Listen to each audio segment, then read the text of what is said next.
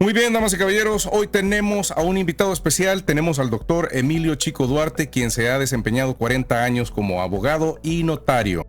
Fue juez en Ciudad Delgado, fiscal específico en la Fiscalía General de la República en diferentes partes del país. Ha trabajado en las ramas de derecho penal, civil y mercantil.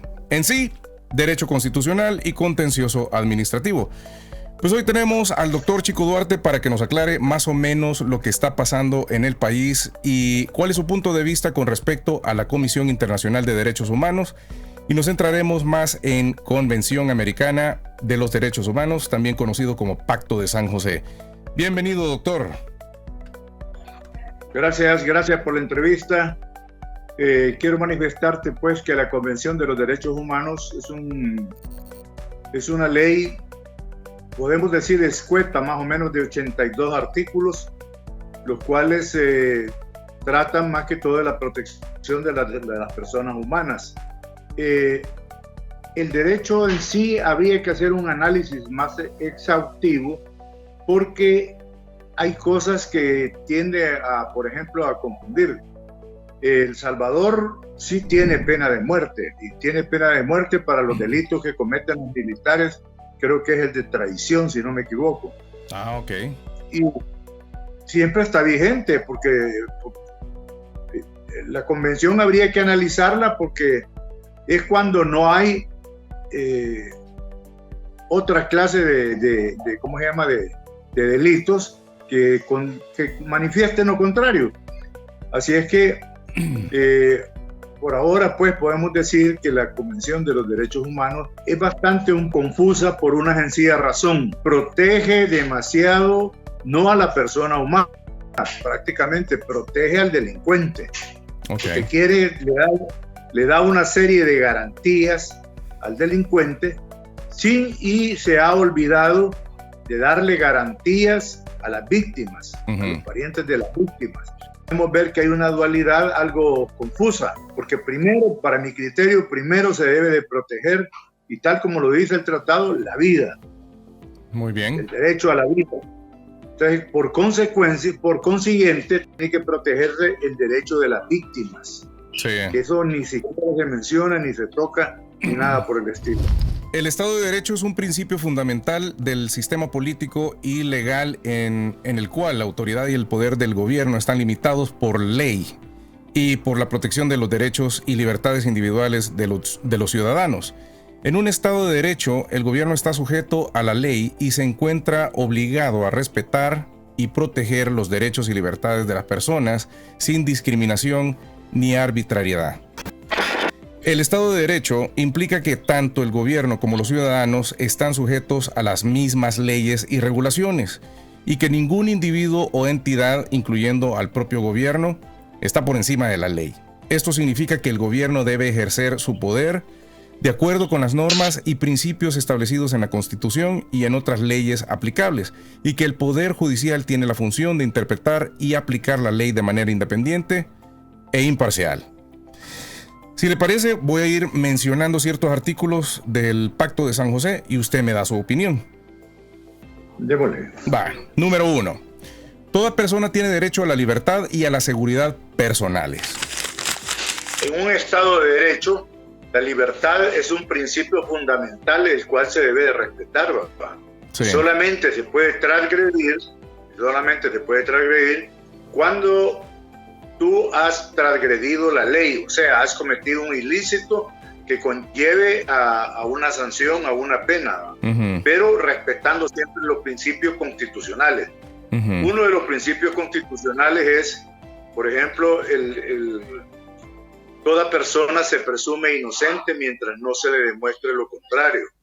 Porque se han cometido, a través de la historia, se han cometido muchas injusticias, y aún en nuestros días se han visto cierta clase de personas o autoridades que, por ejemplo, quieren involucrar a una persona, le ponen droga o algo, entonces, y no están en lo correcto. Entonces, estas cosas se deben de evitar. Es por eso que la ley es bien estricta en el sentido de que El Ministerio Público tiene la obligación de comprobar, porque la carga de la prueba la tiene el Ministerio Público, o sea, la Fiscalía General de la República, que es parte del Ministerio Público. Entonces, dado eso, es necesario que estas garantías operen en el país.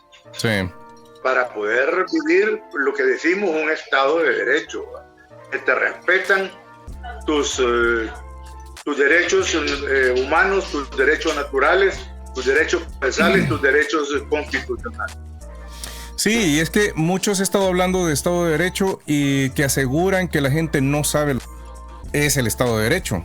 En teoría, posiblemente la gente no sepa qué es Estado de Derecho, pero sí tienen una noción de lo que es, porque ya lo viven en carne propia, ¿o no? Es que el Estado, sintetizando la definición, el Estado de Derecho quiere decir que no es más que el fiel cumplimiento de las leyes de la República. Si tú cumplís con las leyes de la República o el Estado cumple con las leyes, estás en un Estado de Derecho. No estarías en Estado de Derecho que alguien se inventara por un motivo abyecto o algo de querer meter preso a la fuerza a alguien solo porque le cae mal. Eso no es Estado de Derecho. Tenés que seguir todas las reglas del debido proceso. Sí, es que reglas del debido proceso. Falta mucha educación. Es bastante, te voy a decir, es bastante complicado, porque aún en el gremio de abogados hay cosas, estas teorías no todos las dominan más o menos con un acierto, sino que tienen nociones. Entonces no le vamos a pedir a una gente que no es un abogado o algo que te dé una definición concreta de un Estado de Derecho, pero sin embargo ellos saben que el fiel cumplimiento de las leyes y que el Estado te garantice es un Estado de Derecho. Muy bien. Muy bien, dice, nadie puede ser privado de su libertad física salvo por las causas y en las condiciones fijadas de antemano por las constituciones políticas de los estados, partes o por las leyes dictadas conforme a ellas. Pero es precisamente lo que no respeta Human Rights Watch. O sea, quieren que intervenga otros estados en las decisiones de los mismos salvadoreños. No, eso no se puede. Primero, te voy a decir, ahorita ellos no tienen la suficiente moral para poder decir que El Salvador está cometiendo violaciones a los derechos humanos. Primero, ¿por qué? Porque el estado de excepción, que es el que más está ahorita en boga, está en la Constitución. Si está en la Constitución, es legal, es permitido. Sí. Que no esté en una forma definida cómo se debe de desarrollar, ese es otro problema. Pero está en la Constitución y por consiguiente está en el Estado de Derecho.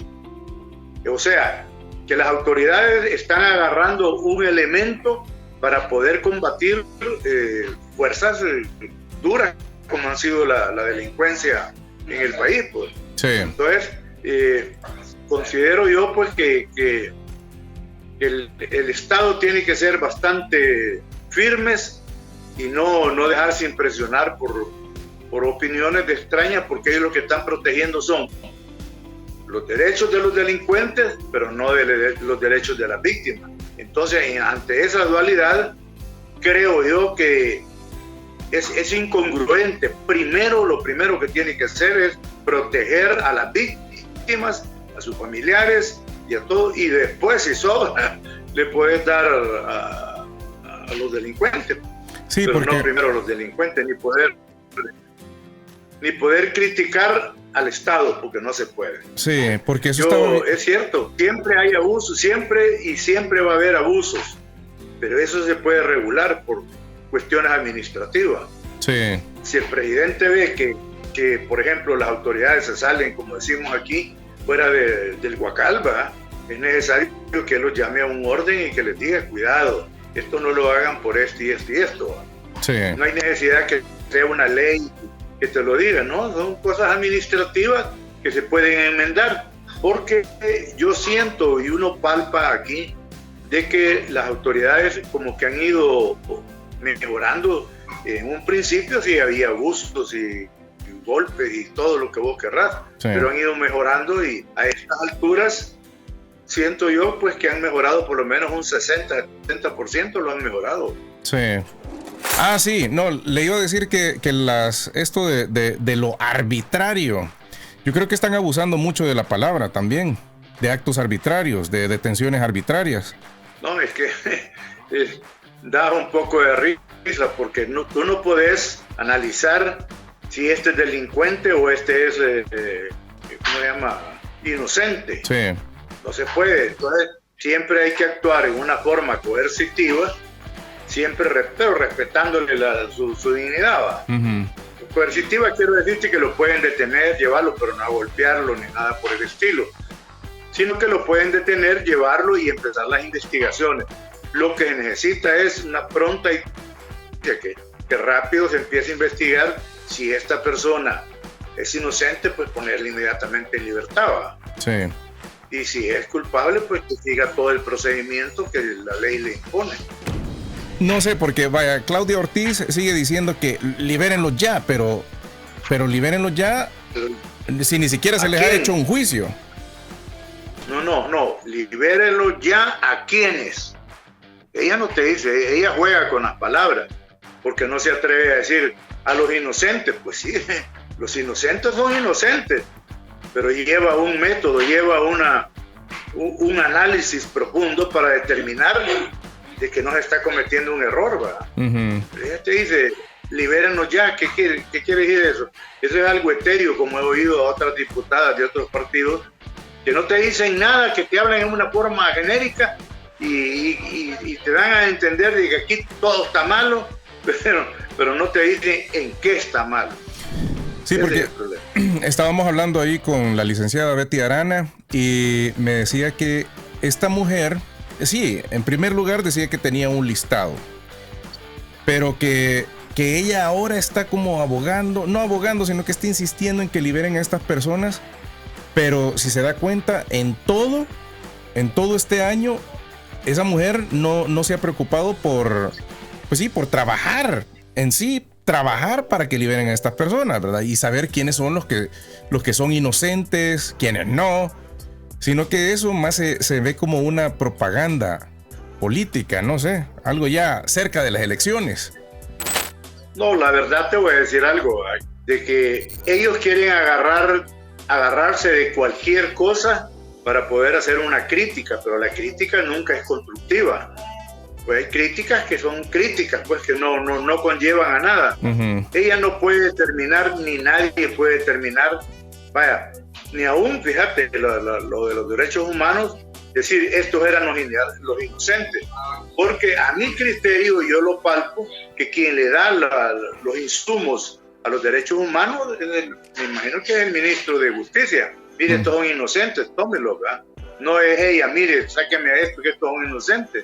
Sí. Es al revés. Cuando ya se ha comprobado de que en realidad no han tenido ninguna participación delictiva, cuando no han tenido ninguna participación que conlleve a ilícitos mayores, entonces me imagino yo que el ministro de Justicia los pone en libertad, pues. Sí. Pero yo siento que la pobre procuradora de los derechos humanos como que un poquito adorno aquí, ¿va? Pues sí, es que esa es la cosa, es lo que no se entiende, porque tienen a una procuradora que supuestamente tendría que estar, no sé, su trabajo tendría que ser acercarse y ver quiénes son las personas que han sido privadas de libertad arbitrariamente, como dicen, pero no se ha acercado, ¿o sí? ¿O yo me he perdido la noticia? No, ella dice, pero la verdad es que sería, ¿cómo se llama? Emitir juicios a priori sin tener un conocimiento básico, no se puede. Pero yo tengo la percepción de que ellos, pues, o sea, la Procuraduría no es la que llega a constatar la inocencia de las personas que van a poner en libertad. Es por el contrario, a mi criterio.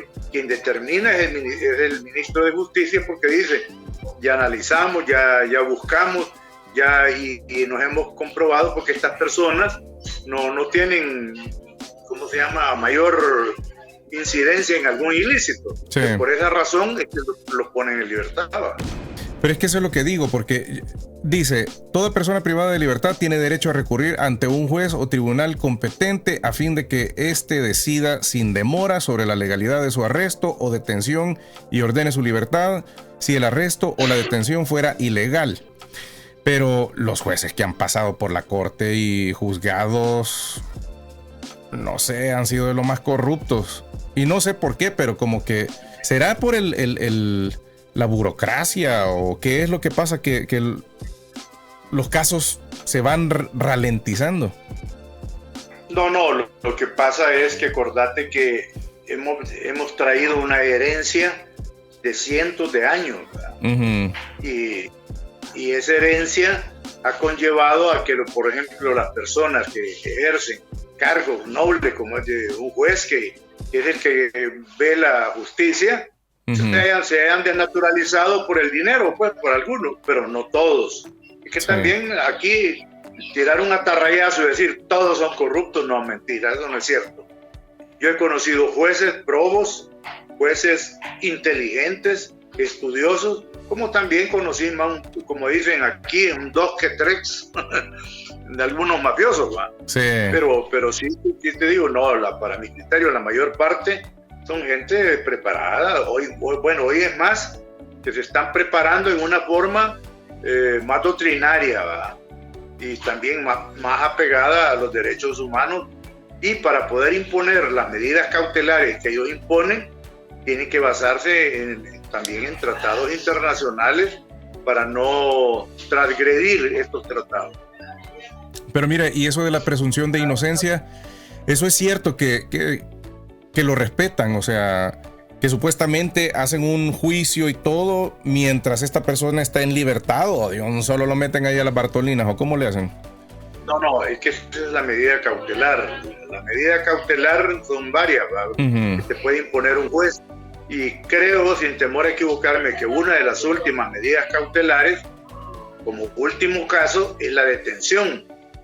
Okay. La detención. Pero aquí ese principio, yo creo que no sé si también ahí en España, pero aquí no se ocupa mucho, uh-huh. A menos que se tenga la certeza de que los delitos por los cuales está siendo juzgado no conlleven a una gravedad extrema. Por ejemplo, alguien que le arrancó la cabeza a alguien, no lo vas a poder poner en libertad ni le vas a dar medida cautelar. Ajá. Si un solo no, a la cárcel, pues. Sí. Entonces, eso es lo que yo digo, que, o sea, dependiendo del caso, tiene que haber, o sea, tiene que haber una medida, ¿verdad? Es lo que, mira, antes había un principio que era la sana crítica. Uh-huh. El juez tenía la potestad de analizar, el juez tenía la potestad de ver si procedía la libertad o que siguiera en detención. Era la sana crítica, que muchos la han empleado. Ahora a estas alturas, quizás porque ya no visito yo mucho los tribunales, pero no sé si la aplican o no la conocen o no sé. ¿Qué no aplican? La sana crítica. Oh. O sea, la sana crítica, que quiere decir el raciocinio que hace el juez para valorizar si amerita que lo ponga en libertad, que continúe en la libertad o que vaya a la cárcel. Sí.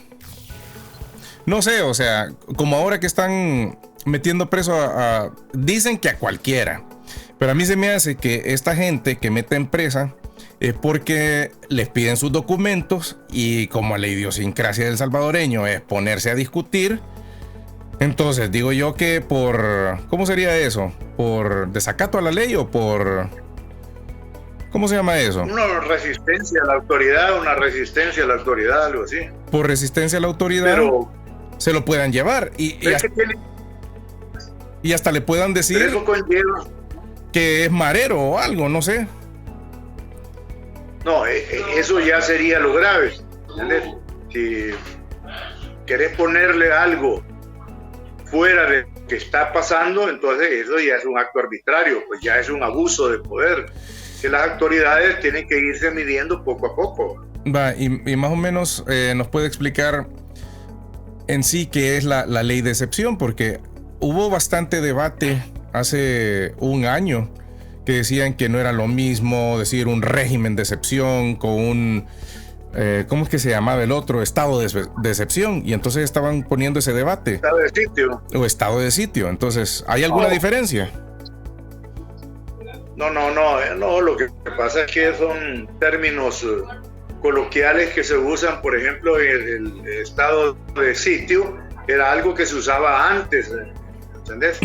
Y que era nada más que la suspensión de cierta clase de derechos, que es el estado de excepción, más técnico, ya mejorado, ¿verdad? Entonces, y en el estado de excepción serán 3 o 4 artículos de la Constitución, las cuales se suspenden. Eso es todo. Y uno de ellos creo que es el ¿cómo se llama? El término de inquirir, que antes eran 72 horas, que podía la autoridad detener a alguien, pasárselo al juez otras 72 horas y ahí resolver, llevar a lo que se llama una audiencia preliminar. Ok. Bueno, la audiencia inicial es. Y la audiencia preliminar es la posterior, va. Y después será la audiencia de sentencia. Sí. O sea, que en El Salvador se ocupan 3 clases de audiencias. Ajá. Pero y en ese caso, o sea, ¿usted qué cree eso de que estén ahí extendiendo esto del régimen de excepción? ¿Se debería de seguir extendiendo o se debería de estar, o se debería de no sé, de hacer otro tipo de, no sé, alguna ley especial o algún procedimiento especial? ¿Qué es lo que se debería de hacer? No, lo ideal sería volver al Estado de Derecho, pero las circunstancias te obligan a no hacerlo. ¿Por qué? Porque todavía hay gente que anda cometiendo ilícitos, delinquiendo en las calles. Entonces, no sería prematuro. Muchos creen que lo están haciendo por cuestiones de política, ¿va? Por cuestiones electorales, pero eso no es relevante. Lo relevante es que si entre más delincuentes se capturen y se meten a la cárcel, más callado, más calmado va a estar El Salvador. Muy bien. Muy bien, y algunas, bueno, vamos a tener que concluir ya la entrevista, pero algunos puntos finales que usted quiera poner en la mesa, no sé, algo que quiera decir sobre el régimen de excepción o sobre el Estado de Derecho o lo que está sucediendo ahorita, algún punto de vista sobre lo que dice la oposición, bueno, que no se llama oposición, ¿verdad? Sino que serían los opositores. Sí. No, la verdad es que, claro, ¿cómo no van a estar molestos, digámosle, los opositores, si perdieron todos los beneficios y todas las marufiadas que hacían? Pues, claro, no están contentos, están enojados. Entonces, y sin embargo, te voy a decir, no estamos en presencia de un régimen de santos. Más de alguno puede pecar, pero eso se va a ver a través del tiempo. Sí. Ahorita no, todo el que te diga ahorita esto no existe, estos son mañosos, esto aquí, es pura verborrea porque no tienen argumentos que combatir, pues. El problema en El Salvador es que por primera vez llegó un presidente a trabajar. Él no ha venido a hacer milagros. Sí. Si tú lo analizas, las cosas que ha hecho él, no es milagro. Él ha venido a trabajar. Sí. Y como trabajador ha demostrado que es una persona, ¿cómo se llama? Una persona que en realidad tiene una inteligencia natural y va dirigiendo bien las cosas. Yo en lo personal conocí al papá, fuimos compañeros de colegio. Ok. De colegio, no fue compañeros de curso. El papá de él, Armando, estaba en 5º curso cuando yo estaba en 1º o 2º curso. Entonces lo conocí, un hombre súper inteligente. Sacó en el mismo periodo, en 5 años, compañero de mi hermana. Fue compañero de ella porque él sacó doctorado en química y farmacia y mi hermana se doctoró también en farmacia. Y sacó otro doctorado que no recuerdo cuál es. Pero sin embargo te digo, a pesar de las críticas y de todo lo que tú quieras, decirte de que no hay que hacerle caso a los opositores. Sí.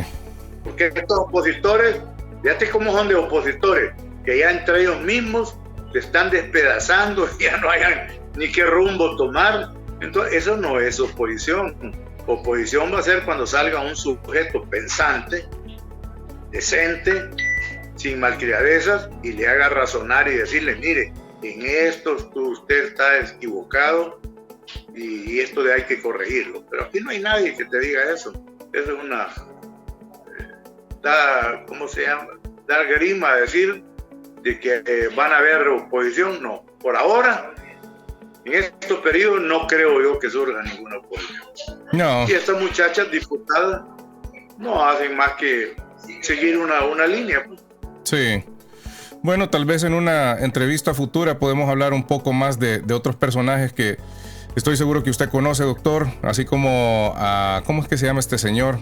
Ronald Umaña. Sí, lo conozco a Ronald, lo conozco bien. Y creo que lo vamos a dejar para una futura entrevista para que, no sé, podamos hablar un poco más a profundidad. Sí, la verdad te voy a decir que hay hambre en el país y casi la mayoría de los hay hambre en el país. La mayoría que ha salido con hambre. A ver si rascan o algo. Pero bueno, tienen derecho a subsistir, ¿verdad? Sí. No lo vamos a criticar ni a despedazar, ¿no? Te digo, la política hay que saberla jugar. La política yo la defino como una papa caliente que tenés que estar jugando con las dos manos para no quemarte. Sí. Eso es el problema. Muy bien, damas y caballeros, hemos llegado al final de la entrevista. Quiero darle las gracias por tomarse el tiempo para esta entrevista. Le deseo muchos éxitos y bendiciones, doctor. Bueno, muchas gracias y un saludo a toda tu audiencia y ojalá que siga creciendo de una forma que llegues al millón de visitantes, ¿verdad? Sí, muchas gracias. Muchas gracias. Todos. Así que muchas gracias a todos y será hasta la próxima.